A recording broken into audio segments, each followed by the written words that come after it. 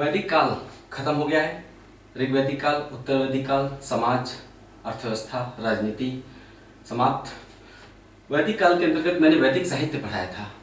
वैदिक साहित्य के बाद जो साहित्य महत्वपूर्ण होते हैं और जहाँ से सवाल बार बार पूछे जाते हैं, क्योंकि इन पर लोग ध्यान कम देते हैं और ये महत्वपूर्ण है काफ़ी। वैदिकोत्तर साहित्य। वैदिकोत्तर साहित्य बहुत छोटा सा एरिया है, लेकिन सवाल खूब पूछे जाते हैं, इस पर जम के पूछे जाते हैं। तो आज हम वैदिकोत्तर साहित्य पढ़ेंगे। वैदिकोत्तर साहित्य के बाद हम प्रवेश कर जाएंगे 6ठी शताब्दी ईसा पूर्व के काल में। तो ये साहित्य का काल है, इसे देख लेते हैं। वैदिकोत्तर साहित्य के रूप के अंतर्गत दो चीजें शामिल की जाती हैं, एक उपवेद और वेदांग। वैदिकोत्तर साहित्य में वेदांग शामिल किए जाते हैं और उपवेद। चूंकि स्मृतियां हिंदू धर्म के आधारभूत ग्रंथ हैं, हिंदू धर्म समाज के कानून के, इसलिए स्मृतियों को भी मैंने यहाँ पे लिखवा दिया है। लेकिन आप लोग याद रखिएगा, वैदिकोत्तर साहित्य में मुख्य रूप से दो साहित्य आते हैं, एक वेदांग और दूसरा उपवेद। आइए वेदांग को समझते हैं। वेदों को सही ढंग से समझने के लिए वेदांग की रचना हुई है। वेदांग की रचना का उद्देश्य क्या है? वेदों को सही ढंग से समझने के लिए। आपसे सवाल पूछा जाएगा कि वेदों को सही ढंग से समझने के लिए निम्नलिखित में से किस साहित्य की रचना हुई है, तो आप कहेंगे वेदांग की रचना हुई है।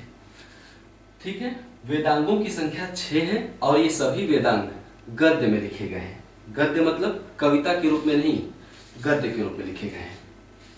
ये 6 वेदांग हैं शिक्षा, कल्प, हमने कल्प सूत्र लिख दिया है लेकिन आप इसे कल्प पढ़ेंगे। शिक्षा, कल्प, निरुक्त, व्याकरण, छंद, ज्योतिष। इसे याद कर लीजिए, अच्छा रहेगा। आप 4 बार लगातार बोलेंगे, याद हो जाता है, जैसे कविता के रूप में शिक्षा, कल्प, निरुक्त, व्याकरण, छंद, ज्योतिष। शिक्षा, कल्प, निरुक्त, व्याकरण, छंद, ज्योतिष, ये बार बार पूछे जाते हैं। तो पहला वेदांग है शिक्षा। शिक्षा का उद्देश्य क्या है?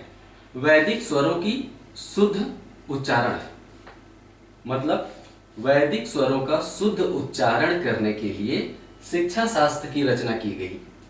डैश देखिए, आप यहाँ पे लिखेंगे वैदिक स्वरों का शुद्ध उच्चारण करने के लिए शिक्षा शास्त्र की रचना हुई।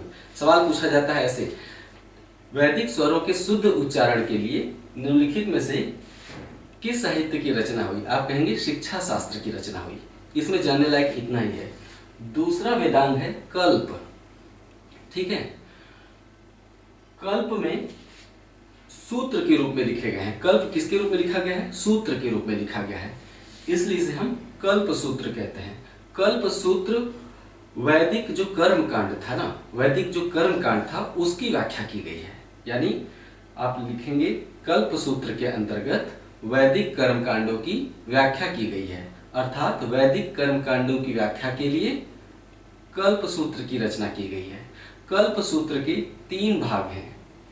ये है स्रोत सूत्र, स्रोत नहीं, ये स्रोत, औ हो जाएगा। ठीक है, स्रोत सूत्र, गृह्य सूत्र और धर्म सूत्र। कल्प सूत्र के 3 भाग हैं, स्रोत, गृह्य और धर्म सूत्र। आते हैं निरुक्त पर।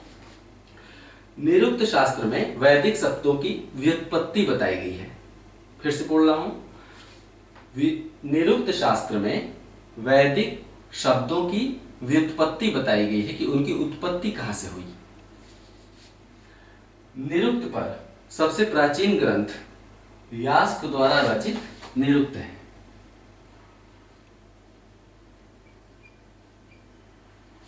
यानी वैदिक शब्दों की व्युत्पत्ति पर यास्क द्वारा रचित निरुक्त शास्त्र सबसे प्राचीन ग्रंथ है। समझने प्रॉब्लम हुई? फिर से बता रहा हूं, निरुक्त में वैदिक शब्दों की व्युत्पत्ति बताई गई है। तो ऐसी कई किताबें लिखी गई जिनमें वैदिक शब्दों की व्युत्पत्ति बताई गई। यास्क द्वारा रचित निरुक्त वैदिक शब्दों की व्युत्पत्ति पर सबसे प्राचीन ग्रंथ है। नेक्स्ट, व्याकरण। व्याकरण वैदिक व्याकरण भाषा को वैज्ञानिक शैली प्रदान करने के लिए व्याकरण का काम क्या होता है? भाषा को एक वैज्ञानिक आधार प्रदान करना। भाषा को वैज्ञानिक शैली प्रदान करने के लिए व्याकरण की रचना की गई। सवाल पूछा जाता है कि भाषा को वैज्ञानिक शैली प्रदान करने के लिए किस साहित्य की रचना हुई? आपका उत्तर होगा व्याकरण की। याद कर लीजिएगा, है ना। वैदिक स्वरों के शुद्ध उच्चारण के लिए शिक्षा शास्त्र की रचना हुई। भाषा को वैज्ञानिक शैली प्रदान करने के लिए व्याकरण की रचना हुई। व्याकरण पर कई किताबें लिखी गईं, जिनमें से व्याकरण पर प्राचीनतम ग्रंथ पाणिनि द्वारा रचित अष्टाध्यायी है। ठीक है, व्याकरण पर प्राचीनतम ग्रंथ पाणिनि द्वारा रचित अष्टाध्यायी है। पाणिनि महापद्मनंद के काल के थे, यानी नंद काल के थे। पाणिनि किस काल के थे? नंद काल के थे। बाद में शुंग काल में पतंजलि ने व्याकरण पर महाभाष्य की रचना की। वास्तव में महाभाष्य अष्टाध्यायी पर ही लिखी गई टीका है, मतलब व्याख्या है। फिर से रिपीट कर रहा हूं, व्याकरण, भाषा को वैज्ञानिक शैली प्रदान करने के लिए व्याकरण की रचना हुई। व्याकरण पर प्रमुख रूप से दो ग्रंथ मिलते हैं, एक अष्टाध्यायी, दूसरा महाभाष्य। प्राचीनतम ग्रंथ पाणिनि द्वारा रचित अष्टाध्यायी है। बाद में शुंग काल में पतंजलि ने व्याकरण पर महाभाष्य की रचना की। पाणिनि नंद काल से संबंधित हैं और पतंजलि शुंग काल से संबंधित हैं। अलग अलग लिख लीजिएगा, सवाल पूछे जाते हैं। ठीक है, पतंजलि का महाभाष्य वास्तव में पाणिनि की अष्टाध्यायी पर ही लिखी गई टीका है, अर्थात व्याख्या है। नेक्स्ट, छंद। वेदों को छंद के रूप में लिखने के लिए, वेदों को छंदोबद्ध करने के लिए, छंद के रूप में लिखने के लिए छंद शास्त्र की रचना हुई। छंद शास्त्र पर प्राचीनतम ग्रंथ पिंगल द्वारा रचित छंद शास्त्र है। छंद पर प्राचीनतम ग्रंथ किसके द्वारा लिखा गया? पिंगल द्वारा लिखा गया। या फिर प्रश्न पूछा जाता है कि छंद शास्त्र किसने लिखा? आप कहेंगे पिंगल ने लिखा। नेक्स्ट, ज्योतिष शास्त्र। ज्योतिष शास्त्र पर प्राचीनतम ग्रंथ लगध मुनि द्वारा रचित वेदांग ज्योतिष है। ज्योतिष शास्त्र पर प्राचीनतम ग्रंथ लगध मुनि द्वारा रचित वेदांग ज्योतिष है। ठीक है, ये हो गया आपका वेदांग। सवाल ऐसे भी पूछे जाते हैं कि चार किताबें दे देंगी और उसके आगे 4 रचनाकार दे दिए जाएंगे, जैसे कि निरुक्त, यास्क, पतंजलि अष्टाध्यायी, पाणिनि अष्टाध्यायी, पतंजलि महाभाष्य, व्याकरण या ज्योतिष लगध मुनि, है ना, और छंद शास्त्र पिंगल। ये चारों आमने सामने देके सुमेलित करने को कह दिया जाता है। तो ये आप सुमेलित तभी कर पाएंगे जब इसको अच्छे से लिख के याद कर लें बाकायदे। नेक्स्ट, उपवेद। उपवेद से भी प्राय सवाल पूछे जाते हैं। उपवेद वेदों से ही संबंधित है। उपवेद वेदों, ये वैदिक साहित्य नहीं है, ये वैदिकोत्तर साहित्य है। जब भी आपसे सवाल पूछा जाएगा कि निम्नलिखित में से कौन सा वैदिक साहित्य नहीं है, तो वेदांग और उपवेद अगर ऑप्शन में रहेंगे तो इन्हीं को चुनेंगे। ये वैदिक साहित्य नहीं है, वैदिकोत्तर साहित्य है, बाद में लिखे गए। तो उपवेद वेदों से ही संबंधित हैं। उपवेदों की संख्या 4 है, यानी प्रत्येक उपवेद किसी न किसी वेद से संबंधित है। प्रत्येक उपवेद किसी न किसी वेद से संबंधित है। जैसे चारों उपवेद हैं, आयुर्वेद, गंधर्ववेद, धनुर्वेद और शिल्पवेद। 4 उपवेद हैं। देखते हैं, आयुर्वेद ऋग्वेद का उपवेद है। आयुर्वेद ऋग्वेद का उपवेद है। ये इसमें चिकित्सा से संबंधित बातें मिलती हैं। ठीक है, चिकित्सा से संबंधित बातें मिलती हैं, नाम सही जाहिर है, आयुर्वेद। गंधर्ववेद सामवेद का उपवेद है। हमने सामवेद पढ़ाते समय ही बताया था कि जो संगीत के 7 स्वर सबसे पहले कहाँ मिलते हैं? सामवेद में मिलते हैं। तो गंधर्ववेद भी वास्तव में संगीत कला से संबंधित है। नेक्स्ट, धनुर्वेद यजुर्वेद का उपवेद है। धनुर्वेद यजुर्वेद का उपवेद है और इसमें युद्ध कला से संबंधित बातें मिलती हैं। ठीक है, युद्ध कला से संबंधित बातें मिलती हैं। धनुर्वेद नाम से ही जाहिर है, युद्ध। शिल्पवेद अथर्ववेद से संबंधित है या अथर्ववेद का उपवेद है। इसमें शिल्प कला से संबंधित बातें मिलती हैं। ये हो गए आपके चारों उपवेद। अब आइए देख लेते हैं स्मृति ग्रंथ। एक बार आपने इसे अच्छे से समझ के लिख लिया है ना, लिस्ट बना लिया बढ़िया से, तो सवाल अक्सर ही पूछे जाते हैं। प्राचीन भारत में जो सवाल पूछे जाते हैं वो इन्हीं क्षेत्रों से खूब पूछे जाते हैं, खासकर हड़प्पा, वैदिक और वैदिक साहित्य, वैदिकोत्तर साहित्य, स्मृति पुराणों से खूब सवाल पूछे जाते हैं। 6ठी शताब्दी ईसा पूर्व के बाद मौर्य काल से, और मौर्योत्तर काल में खासकर शुंग काल, कुषाण काल, जो विदेशी आक्रमण हुए उस काल में, है ना, और सातवाहन काल से, इन क्षेत्रों से ही ज्यादा सवाल पूछे जाते हैं प्राचीन काल में। तो इसे अच्छे से कवर करते हैं। स्मृति से जितने भी सवाल, स्मृति साहित्य से सवाल जो पूछे जाते हैं वो इतने ही हैं। स्मृतियों से बहुत ज्यादा एरिया नहीं है पढ़ने के लिए, थोड़ा सा ही एरिया है। आप ध्यान से पढ़ लेंगे तो गलत नहीं करेंगे। आइए इसे देख लेते हैं। स्मृतियां वास्तव में क्या है? हिंदू धर्म के कानूनी ग्रंथ हैं। सवाल ये हमेशा पूछा जाता है कि हिंदू धर्म और हिंदू समाज की कानूनी व्याख्या किस समाज में मिलती है, किस साहित्य में मिलती है। हिंदू धर्म और समाज की कानूनी व्याख्या किस साहित्य में मिलती है? दे दिया जाएगा स्मृति, पुराण, धर्म सूत्र, उपनिषद या कुछ और। तो आप चुनेंगे स्मृति साहित्य। इसमें हिंदू धर्म और समाज की कानूनी व्याख्या, कानूनी आधार का वर्णन किया गया है समाज के, कि समाज किन नियमों कानूनों से चलता था। समाज में कुछ नियम बनाए गए थे, हालांकि वो नियम तत्कालीन समाज में भेदभाव पर आधारित थे। जातियों और वर्णों के बीच भेदभाव काफी किया गया था, महिलाओं के साथ। तो ठीक है, हर समय का अपना महत्व होता है, वरना आधुनिक काल, मध्यकाल, प्राचीन काल का विभाजन हम क्यों करते हैं? सभ्यताएं पहले बर्बर हुआ करती थी, धीरे धीरे सभ्य होना उन्होंने सीखा है। तो तत्कालीन जो कानूनी आधार का वर्णन किया गया है वो भेदभाव पर आधारित है। ये वास्तव में उस काल की विशेषता दर्शाता है। ठीक है, स्मृतियां हिंदू धर्म के कानूनी ग्रंथ हैं, यानी इसमें हिंदू समाज के कानूनी आधार का वर्णन किया गया है। कानूनी ग्रंथ, हिंदू समाज के कानूनी आधार का वर्णन मिलता है इसमें।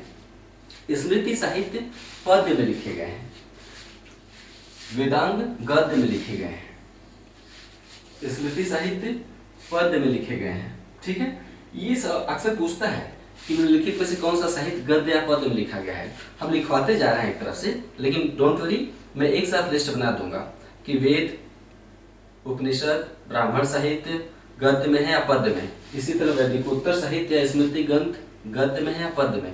इसी तरह बाद में जब त्रिपिटक यानी जो बौद्ध साहित्य की रचना होगी या जैन साहित्य की रचना होगी, तो वहां पे हम एक लिस्ट सारा बना देंगे सारे साहित्य का, कि गद्य में है या पद्य में है। वहां से सवाल चूंकि पूछे जाते हैं। तो स्मृति ग्रंथ पद्य में लिखे गए हैं। प्रमुख स्मृति ग्रंथ इस प्रकार है। पहला है मनुस्मृति, सबसे प्राचीन। मनुस्मृति की रचना शुंग काल में हुई थी। मौर्योत्तर काल है शुंग काल, यानी जब मौर्य काल समाप्त हुआ तो उसके बाद उत्तर भारत में कौन से राजवंश ने शासन किया? शुंगों ने शासन किया। तो मनुस्मृति सबसे प्राचीन है। इसकी रचना शुंग काल में 200 ईसा पूर्व से 200 ईस्वी काल के बीच में हुई, यानी 400 सालों में ये धीरे धीरे लिखा गया। किसी एक व्यक्ति ने नहीं लिखा, बहुत सारे लोगों ने मिलकर मनुस्मृति की रचना की। तो शुंग काल में 200 बीसी से 200 एडी के मध्य के काल में हुई। याद करिए, रखिएगा, सभी स्मृतियों का समय काल नहीं पूछा जाता है, लेकिन मनुस्मृति का पूछा जाता है। 200 बीसी से 200 एडी के मध्य हुई। जिन चीजों को मैं अंडरलाइन कर देता हूं उन पर विशेष ध्यान आपको देना ही चाहिए। या लाल रंग से लिखता हूं या अंडरलाइन करता हूं, उस पर आप विशेष ध्यान देंगे। नेक्स्ट, यह हिंदू धर्म के संदर्भ में सबसे अधिक प्रमाणिक ग्रंथ है। मनुस्मृति हिंदू धर्म के संदर्भ में सबसे महत्वपूर्ण और सबसे प्रमाणिक ग्रंथ है। इसमें आर्य संस्कृति के चारों क्षेत्रों का उल्लेख भी मिलता है। आर्य संस्कृति के चारों क्षेत्र कौन से थे? ब्रह्मावर्त, ब्रह्मर्षि देश, मध्य देश और आर्यावर्त। तो चारों क्षेत्रों का उल्लेख मिलता है। इसके बाद जो महत्वपूर्ण है स्मृतियां और जहां से सवाल पूछे जाते हैं, यह है याज्ञवल्क्य स्मृति, नारद स्मृति, विष्णु स्मृति और देवल स्मृति। यहां से अक्सर ये पूछा जाता है कि किस काल में इनकी रचना हुई। तो ध्यान से लिख लीजिए, याज्ञवल्क्य स्मृति सातवाहन काल में लिखा गया, नारद स्मृति गुप्तकालीन है, विष्णु स्मृति भी गुप्तकालीन है, यानी नारद और विष्णु स्मृति गुप्त काल में लिखी गई। देवल स्मृति पूर्व मध्यकाल में लिखी गई। पूर्व मध्यकाल क्या है? मध्यकाल के ठीक पहले का समय। भारत पर जब तुर्कों या अरबों के आक्रमण हुए, भारत में पहला मुस्लिम आक्रमण कौन सा है? अरबों का आक्रमण है। 712 ईस्वी में सबसे पहले अरबों के आक्रमण हुए थे। तो मध्यकाल की शुरुआत हालांकि 11वीं शताब्दी से मानी जाती है ना। तो 11वीं शताब्दी के पहले 6वीं शताब्दी से लेकर 10वीं शताब्दी तक के काल को हम पूर्व मध्यकाल कहते हैं, यानी वो राजपूत काल भी उसे कहते हैं, क्योंकि उस समय उत्तर भारत पर राजपूत शासकों का काल था, शासन होता था। तो हर्ष का शासन आप देख रहे हैं ना, गुप्त काल के बाद हर्षवर्धन ने शासन किया। हर्षवर्धन के बाद जो काल है वो पूर्व मध्य काल कहलाता है। उसी समय उत्तर भारत में राजपूतों का उद्भव हुआ था।